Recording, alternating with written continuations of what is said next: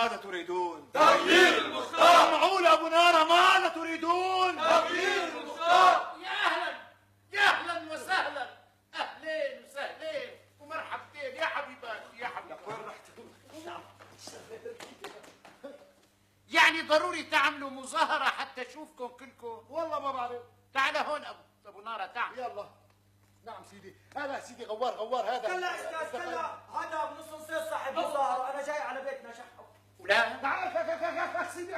ليش ما عم تسكر ولا؟ سيدي المظاهرة ضدك خفت. يعني بتخرج عن إجماع الشباب حتى لو كانت المظاهرة ضدي، ولك أنا معهم ضد حالي. لك حيرتنا. يلا. ماذا تريدون؟ تغيير المختار. ردد معهم انا يا مختارنا. طبعا يا ابني الشباب هيك بدهم، ونحن مثل ما بدهم الشباب. ماذا تريدون؟ تغيير المختار. شفت شلون نحلل؟ هي عملتوا مظاهرة حبيباتي وفشيتوا قربكم، ليش بدكم تغيروني؟ أسباب داخلية وأسباب خارجية. خلينا نبدأ بالأسباب الداخلية. الضيعة كل مالها لورا. مأمور المالية صار عنده بيتين. ولك ومأمور الطابو هذا اشترى صندوق حديد. وعمرنا ما لبسنا شراويل مرقعة إلا على عهدك الميمون. وما بتبيعنا إلا حكي ومشاريع على الورق. إذا ماذا تريدون؟ تغيير المختار. طولوا بالكم حبيباتي.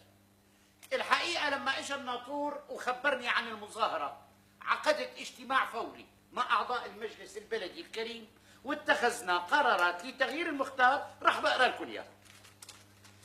نزولا عند رغبة الشعب بتغيير المختار، فقد اتخذت الخطوات التغييرية التالية. اولا يعزل مأمور المالية من منصبه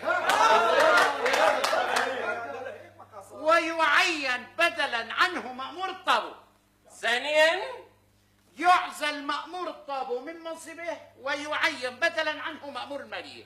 غير مراكز